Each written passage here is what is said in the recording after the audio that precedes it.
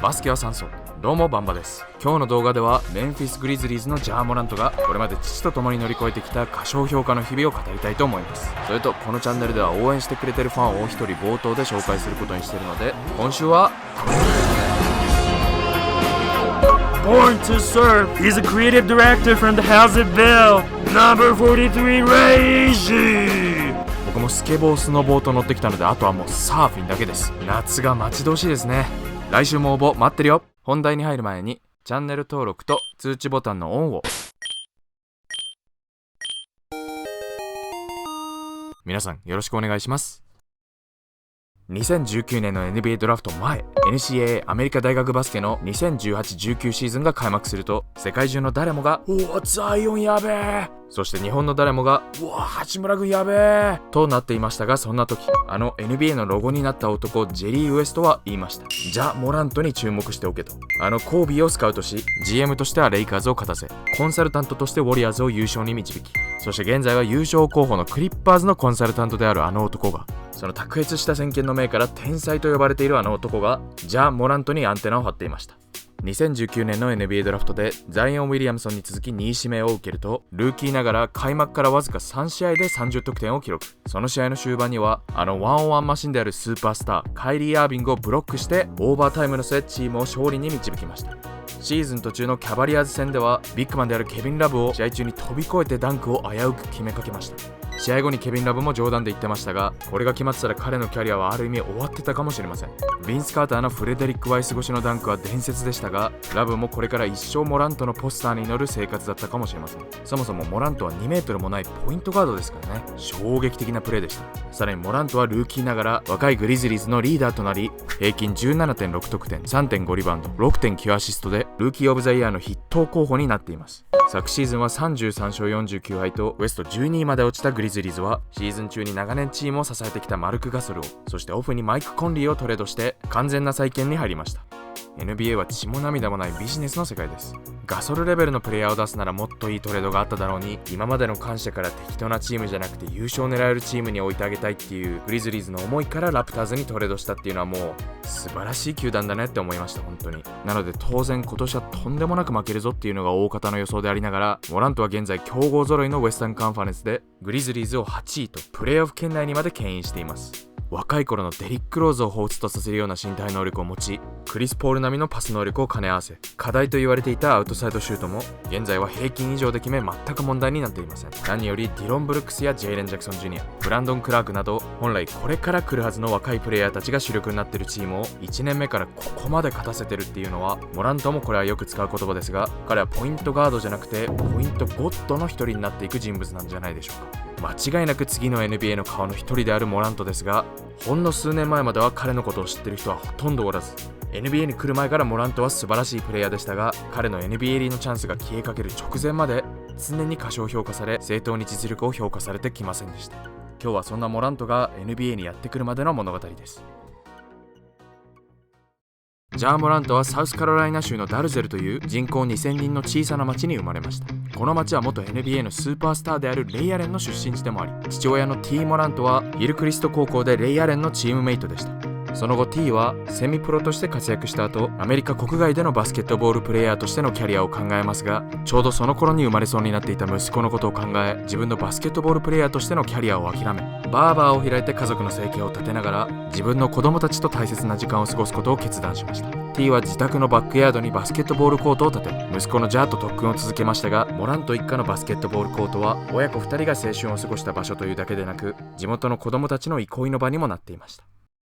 彼が息子のジャーに植え付けたかったのは闘争心であり、日曜の午後には5、60人の少年がバスケをしにコートに集まっていましたが、彼らを競わせ、負ければ少しの間コートを外されるから、ジャーも本気で負けたくないとバスケに打ち込んだそうです。また自信をつけさせるため、ジャーに毎回何十人もの人前でダンスをさせたそうです。 T は息子の最大の味方であると同時に最大のヘイターでもありました。お前は過大評価されてる、俺はまだお前のプレーについて全く感心してないぞと、いつでもモラントが慢心しないようにし、モラントは今でもトラッシュトークや自分を疑ってくるヘイターが大好きだと言ってましたが、それは小さい頃から父親で鍛えられてきたから、彼以外からの批判は全く怖くないということでした。モラントはサウスカロライナ州でベストのハイスクールチーム、サウスカロライナホーネッツでプレー。当時モラントはなんとチームで4番手のプレイヤーでした。モラントの上にはニック・クラクストンが3番手に、2番手にはデボンテ・シューラー。ところでシューラーは尋常性白斑っていう皮膚の色素の病気で、ファンドを作ってまだまだ知られていないその病気に対する認知を呼びかけているんですよね。僕も本当に応援しているプレイヤーの一人なんですけど、シューラーが2番手のチームであり、チームの1番手は同じくサウスカロライナ州出身のザイオン・ウィリアムソンでした。彼らの下に埋もれ、モラントは完全にスカウトには見過ごされていました。それでもモラントのメンタリティとしていつでも変わらないことは、チャンスがやってきた時のために準備を整えておくことでした。そしてクレストウッド高校に進学したモラントでしたが、ザイオン・ウィリアムソンは別の高校に進学し、シューラーもクラクストンも別の高校に進学したことで、そこで初めてチームのナンバーワンオプションを任され、機会がやってきた時にいつでも準備ができていたモラントは才能を開花させていきます。ソフォモアの年には平均18得点、高校最後のジュニアイヤーとシニアイヤーの2年間で平均27得点、8リバウンド、8アシストと大活躍をします。しかしそれだけの活躍をしてもモラントに主要な大学からのオファーはなく、彼は ESPN が発表する高校生トップ100にも名前が載りませんでした。 Towards my junior year, I felt like that's when it was around the time I felt like I was overlooked. I played against some top prospects and had a great showing and even come out with wins, and still no schools looked at me. そんな時に彼を支えてくれた言葉は、母親がかけてくれた Beneath No One という言葉でした。父親の T は絶対に誰かが才能に気づいてくれるはずだと、息子の試合を毎回ビデオカメラに収めてくれていました。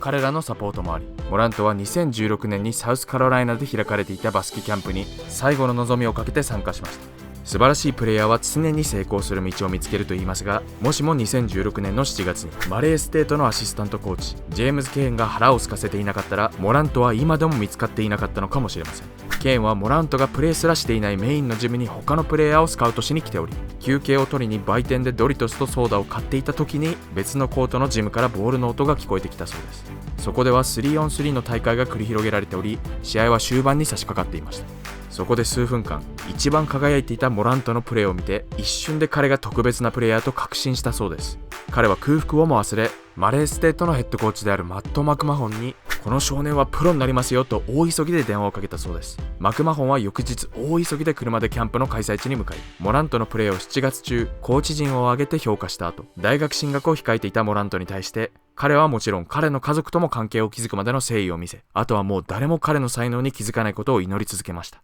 アイザイア・キャナンやキャメロン・ペインなど過去に NBA 入りを果たしたポイントガードを輩出した伝統や、何より家族にまで誠意を見せてくれた時点で家族思いのモラントの意思は固まっており、モラントはマレーステートへの進学を決めたのでした。進学を発表した瞬間から、もしかしてあいつってすごいやつなのかもと、モラントには他の大学から山のようにオファーが来ましたが、それはもう手遅れだった。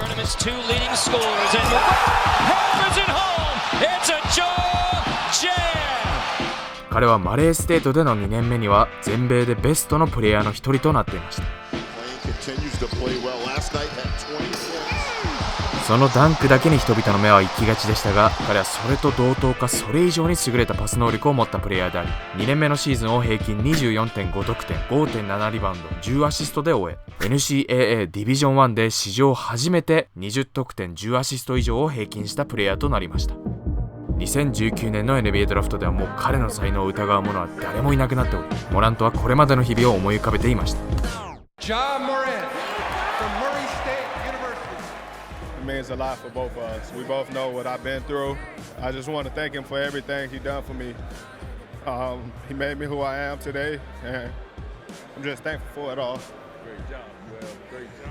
過小評価されてると思っても、ヘイターなんか気にしないで、自分が本当に好きなことならばグリッド&グラインドの精神で戦い続けるべきだと思います。だってスポーツでも何の分野であっても、数年後にみんなは一番になってるかもしれないんだから。見かけだけの数字で、他人が作った物差しでしか誰かのことを測れない奴らだったり、見えないところから誹謗中傷をしてくる奴らがいたり、ヘイターってやつですね。彼らは無視。ただ怒りを力に変えましょう。数字とかそういうのじゃなくって、本当のみんなの内側を見てくれてる人は必ずいるはずです。そういう人を喜ばせられるよう、今日も明日も頑張っていきましょう。じゃあみんな今日もコメント欄を熱いコメントで埋めてくれよ。今日も最後まで見ていただきありがとうございました。